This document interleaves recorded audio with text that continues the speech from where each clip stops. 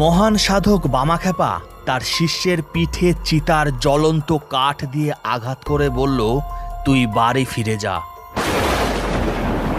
তারপর হঠাৎ একদিন সকালবেলা বামাখ্যাপা ওই চুলির কাঠ নিয়ে পিঠে জ্বলন্ত কাঠ পিঠে বাড়ি মেরে বলল, তুই দেশে ফিরে যা। বামাখ্যাপার এই শিষ্য তারাখ্যাপার ছিল বহু অলৌকিক ক্ষমতা। শোনা যায় তিনি তার অলৌকিক ক্ষমতা বলে নদীর ওপর থেকেও হেঁটে যেতে পারতেন। ঘটনাচক্রে জঙ্গলের মধ্যে পাহাড়ের গুহায় পাওয়া আদিবাসীদের পূজিতা কালী মূর্তি রয়েছে এই মন্দিরে।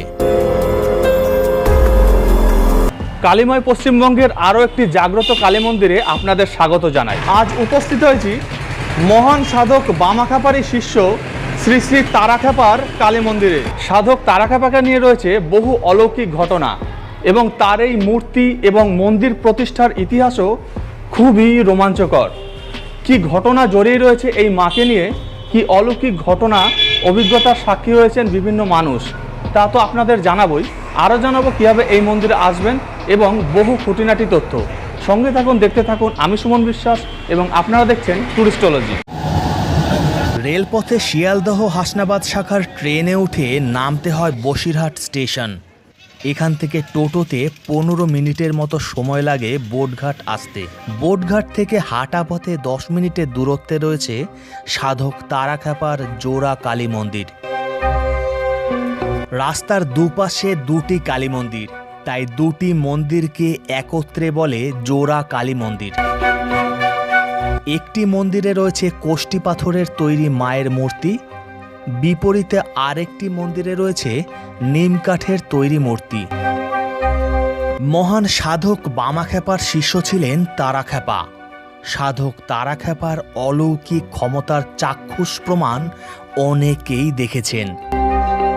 শোনা যায় তার অলৌকিক ক্ষমতা বলে ইছামতি নদীর উপর থেকে তিনি হেঁটে পার হতেন। নদীর উপর দিয়ে হেঁটে চলাফেরা করতেন। লোকে তাকিয়ে দেখতো যে জলের উপর দিয়ে হাঁটছেন কী করে, কিংবা আমরা পদ্মাসনে বসে ভাসতে ভাসতে চলে গেলাম, আবার ভাসতে ভাসতে চলে গেলাম। সাধক তারাখ্যাপার পিঠে জ্বলন্ত চিতার কাঠ দিয়ে আঘাত করেছিলেন তার গুরুদেব মহান সাধক বামাখ্যাপা। বামাখ্যাপার প্রধান শিষ্য হচ্ছে তারাখ্যাপা। ওনার মানে সংসার জীবনের নাম ছিল হচ্ছে মণিমোহন গোস্বামী। পরবর্তীকালে ওনার নাম হয় তারাখ্যাপা। উনি আপনার এই হচ্ছে ব্রাহ্মণদের যে দণ্ডি ঘর থাকে না, পৈতে হওয়ার পরে সেই পৈতে ঘর থেকে উনি দণ্ডি ভাষা থেকে উনি চলে গেছিলেন, উনি তারাপীঠে গেছিলেন। তা ওখানে ছিলেন। ওখানে থাকার পরে হঠাৎ একদিন, মানে বহুদিন ছিলেন ওখানে থাকার পর হঠাৎ একদিন সকালবেলা বামাখ্যাপা ওই চুলির কাঠ নিয়ে পিঠে জ্বলন্ত কাঠ পিঠে বাড়ি মেরে বলল, তুই দেশে ফিরে যা, সংসার ধর্ম কর এবং মানুষের মঙ্গল কর। এবং ভারতের সাধকের মধ্যে ওনার একটা স্পেশাল বৈশিষ্ট্য হচ্ছে, আপনি দেখবেন সমস্ত সাধক কেউ বিয়ে থা করেছে, ছেলে পিলে নেই, কেউ বিয়ে থা করেননি, কিন্তু উনি একমাত্র ব্যক্তি যিনি সাধনা করেছেন, সিদ্ধি লাভ করেছেন, বিয়ে থা করেছেন, ছেলে পিলে হয়েছে, সংসার করেছেন। শোনা যায় তারাখ্যাপা সব সময়ই মদ্যপান করতেন এবং তারা তারা বলে কাঁদতে কাঁদতে মাকে ডাকতেন। একবার ঘটে গিয়েছিল এক অবিশ্বাস্য ঘটনা। মানে উনি 24 ঘন্টা ড্রিঙ্ক করতেন, যেটা সাধারণ মানুষ বাঁচবে না, বামাখ্যাপার মতো। তো ওই তখনকার দিকে গ্রামটা চোলাই মাটির ভাড়া করে চোলাই মদ দিয়ে যেত। তা ওই রেখে দিয়েছে। এইবার ওই এক্সাইজ ডিপার্টমেন্ট ঘুরতে ঘুরতে এসছে। তা এবার ঢুকতে সাহস পাচ্ছে না, কারণ সেই সময়কার সব বড় বড় লোকজন দাদুর শিষ্য ছিল। তখন ঢুকেছে, বলছে গুরুদেব ওর মধ্যে আছে, চোলাই আছে, বলছে ওই হাত দে। তো এইবার সেই অফিসার হাত দিয়েছে, দেখছে ঝোলা গুল লেগে গেছে হাতের মধ্যে। তার মুখের বাণী ছিল চন্দ্র সূর্যের মতো সত্য। তার খাওয়া সিগারেট দিয়ে মাদুলি বানিয়ে ধারণ করার পরে সুস্থ হয়ে ওঠার মতো ঘটনা শোনা যায়। ধরুন ছেলে প্রচণ্ড অসুস্থ, উনি বসে আছেন, উনি একটা সিগারেট টানছেন, খেতে খেতে হঠাৎ সেটা হাতে দিব, এটা মাদুলির পর তো ছেলে সুস্থ হয়ে যাবে। আর তাছাড়া আমরা ধরুন আমাদের এই মন্দিরে এখান থেকে তো হসপিটালটা কাছেই, যাওয়ার সময় প্রত্যেকটা মানুষ মাকে মানত করে যায়। আমরা কাছে মুসলমান লোকেরাও মাকে মানত করেছে, মুরগি ছেড়ে দিয়েছে। তারাখ্যাপার জোড়াকালী মন্দিরের কোষ্টি পাথরের তৈরি মায়ের মূর্তি প্রতিষ্ঠার ইতিহাসটি শুনলে চমকে যেতে হয়। প্রায় 1000 বছর আগে যখন ভারতীয় মূল ভূখণ্ডে একের পর এক মন্দির ধ্বংস করা হচ্ছিল, সেই সময় মহারাষ্ট্রের এক প্রাচীন মন্দিরের কোষ্টি পাথরের এক কালীকে জঙ্গলের ভিতরে এক গুহায় লুকিয়ে রাখা হয়েছিল। পরবর্তীকালে সেই জঙ্গলে বসবাসকারী আদিবাসীরা সেই কালীকে গুহা থেকে খুঁজে পান। তারপরে তারাই শুরু করেন মায়ের পুজো। এরপর মহারাষ্ট্রের অধুনা পুনে শহরের কাছে সেই জঙ্গল থেকে আদিবাসীদের সেই কালীকে খুঁজে পান বাংলাদেশের সাতক্ষীরার জমিদার বংশোদ্ভূত পুনায় নিযুক্ত এক ফরেস্ট অফিসার। তারপর তিনি সেই মূর্তি নিয়ে গিয়ে সাতক্ষীরায় নিজের বাড়িতে প্রতিস্থাপন করেন। সেই মূর্তি দেখতে পান সাধক বামাখ্যাপার প্রধান শিষ্য তথা বসিরহাটের স্বরূপনগর ব্লকের হঠাৎগঞ্জের বাসিন্দা তারাখ্যাপা। তখন তিনি ওই ফরেস্ট অফিসারকে ওই মূর্তি স্থাপন করতে নিষেধ করেন এবং তিনি এও বলেন, যদি এই মূর্তি বাড়িতে পুজো করা হয় তাহলে গ্রামে নামবে মহামারী ও ক্ষতি হবে তার পরিবারেরও। সেই আদেশ দিয়ে তারাখ্যাপা তীর্থ করতে ভারত ভ্রমণে বেরিয়ে পড়েন। আর এদিকে তারাখ্যাপার কথাকে অমান্য করে বাড়িতে মূর্তি প্রতিস্থাপনের পর সাতক্ষীরার সেই গ্রামে শুরু হয়ে যায় মহামারী এবং একের পর এক পরিবারের লোককে হারিয়ে সর্বশান্ত হন ওই ফরেস্ট অফিসারও। এরপর ওই বংশের এক বিধবা নারী, যিনি সর্বস্ব হারিয়ে শুধুমাত্র কোলে তার শিশুকে নিয়ে বারাণসীতে তারাখ্যাপার খোঁজ পেয়ে তার কাছে যান এবং সমস্ত ঘটনা খুলে বলেন। তিনি অনুরোধ করেন ওই মূর্তিটি যেন সাধক নিজের কাছে রাখেন। কথা মতো তারাখ্যাপা সাতক্ষীরার ওই বাড়ি থেকে কোষ্টি পাথরের কালিমাকে নিয়ে আসেন অধুনা বসিরহাটের 6 নম্বর ওয়ার্ডের ইছামতি নদী সংলগ্ন আশ্রমপাড়া শ্মশানে।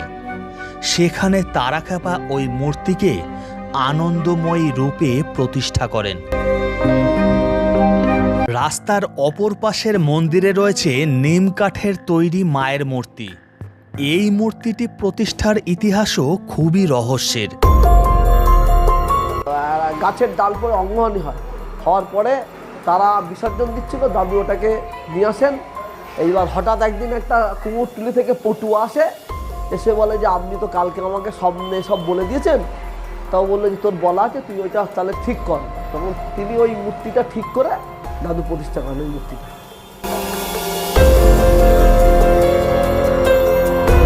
বিখ্যাত গায়ক রামকুমার চট্টোপাধ্যায়ের সঙ্গীত জীবন সম্পর্কে তারাখ্যাপার বলা কথা নাকি হুবহু মিলে গিয়েছিল। রামকুমার চট্টোপাধ্যায় এসছেন, দরজা বন্ধ, আর ওনার বৈশিষ্ট্য হচ্ছে দরজা কখন খুলবে কেউ জানে না, উনি ছাড়া। এবার রামকুমার চট্টোপাধ্যায় বাবাকে বললেন যে আমার কি দর্শন হবে না? তা বাবা বললো তুমি গান টান জানো? তাও জানি। বলে তুমি একটু গান শুরু করো। তা রামকুমার চট্টোপাধ্যায় গান করছেন, গান শেষ হয়ে এসছে, দরজাটা খুললেন, খুলে ডাকলেন, ডেকে বললেন তোরা কোনো গলা আর ভাঙে, তুই গান করবি কি?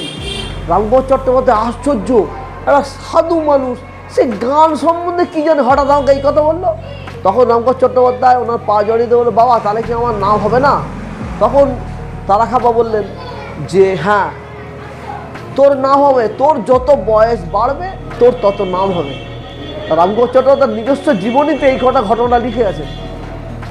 এবং আপনি খেয়াল করে দেখবেন যে রামকুমার চট্টোপাধ্যায়কে প্রথম জীবনে কেউ চিনত না, যত বয়স হয়েছে ওনাকে চিনেছে মানুষ, হ্যাঁ রামকুমার চট্টোপাধ্যায় একজন গায়ক। মা কিন্তু প্রতিদিন স্নান করেন, এটা কিন্তু আপনি সব জায়গায় দেখবেন না। একটা সাধারণ মানুষ যেরকম ষষ্ঠীতে স্নান করে, যখন মূর্তি প্রতিষ্ঠা হয় তখন ওই ন্যাচারাল ব্যাপার, ঘি দুধ এইসব দেওয়া হতো। তা দাদু এই ঘরেই থাকতেন। তা দাদু একদিন শুয়ে আছে দুপুরবেলা সন্ধ্যাচ্ছন্ন, হঠাৎ মা বলছে যে তোকে যদি ওইভাবে ওই দুধ ঘি সব কিছু মাখিয়ে রাখা যায় তাহলে তোর গায়ে পিঁমড়ে উঠবে না। তখন হঠাৎ দাদুর ঘুমটা হয়ে যায়। তখন থেকে উনি বলেন যে না, সাদা জল, একদম প্লেন পুকুরের জল, প্রতিষ্ঠিত পুকুরের জল, আর সর্ষের তেল মাখিয়ে চান হবে। তো আমাদের মা প্রতিদিন সর্ষের তেল মেখে চান করে। প্রবেশতোরণ থেকে প্রবেশ করে সামনে রয়েছে মায়ের গর্ভগৃহ। গর্ভগৃহে রয়েছে পাহাড়ের গুহায় পাওয়া সেই কোষ্টি পাথরের তৈরি মায়ের মূর্তি। প্রবেশতোরণের ডান দিকে রয়েছে একটি ঘর। জীবিতকালে এই ঘরেই তারাখ্যাপা বসবাস করতেন। মায়ের গর্ভগৃহের সামনের শিব মন্দিরে রয়েছে একটি শিবলিঙ্গ। রাস্তার অপর পারের মন্দিরে নিমকাঠের কালীমূর্তির কথা তো আগেই বলেছি। এই মন্দিরের মধ্যে একটি কক্ষে প্রবেশ করলে রয়েছে তারাখ্যাপার মূর্তি। তার পাশে একটি ছোট কক্ষে রয়েছে তারাখ্যাপার গুরুদেব বামাখ্যাপা এবং নরসিংহদেবের মূর্তি। এই কক্ষের পিছন দিকে গাছের তলায় রয়েছে পঞ্চমুণ্ডির আসন। সাধক তারাখ্যাপা জীবিত অবস্থাতেই মাটির নিচে একটি কক্ষ বানিয়েছিলেন দেহ রাখার পর তার সমাধি দেওয়ার জন্য। এই কক্ষের নিচে অর্থাৎ মাটির নিচে রয়েছে তারাখ্যাপার সমাধি কক্ষ। মাটির নিচের এই সমাধি কক্ষের ভেতরে প্রবেশ করার সময় এক অন্যরকম অনুভূতি হচ্ছিল। তারাখ্যাপা জীবিত অবস্থাতেই এই ঘর তৈরি করে গেছিলেন এই মাটির তলায়, যে ওনাকে সমাহিত হয়। ওনার পঞ্চমুণ্ডি আসন আছে পাশেই, তো উনি দেহত্যাগের পরে ওনাকে এখানে সমাহিত করা আছে। প্রতি বছর 1 জানুয়ারি সাধক তারাখ্যাপার জন্মদিন উপলক্ষে এই মন্দিরে বাৎসরিক উৎসব অনুষ্ঠিত হয়। আমাদের ভোর 5টার সময় মন্দির খোলা হয়, আর তারপরে 12:30 থেকে 1টার মধ্যে মায়ের স্নান হয়ে পুজো হয়। তারপরে মন্দির বন্ধ হয়, বিকেল 4টায় মন্দির খোলা হয়, আবার ওদিকে রাত্রি 10টার পরে গিয়ে বন্ধ হয়।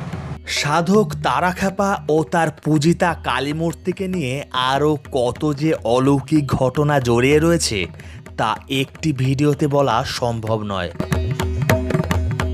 ভিডিওটি ভালো লেগে থাকলে অবশ্যই লাইক করবেন, কমেন্ট করবেন এবং শেয়ার করে অন্যকেও দেখার সুযোগ করে দেবেন। আর আপনি যদি এমনই ভিডিও আবারও দেখতে চান তাহলে চ্যানেলটি অবশ্যই সাবস্ক্রাইব করবেন এবং পাশের বেল আইকনটি ক্লিক করে অল প্রেস করবেন, যাতে পরবর্তী নতুন ভিডিওর নোটিফিকেশান সবার আগে আপনার কাছে গিয়ে পৌঁছয়। তো ভিউয়ার্স, ভিডিওটি আজকে এই পর্যন্তই। আবার দেখা হবে পরবর্তী নতুন ভিডিওয়ে।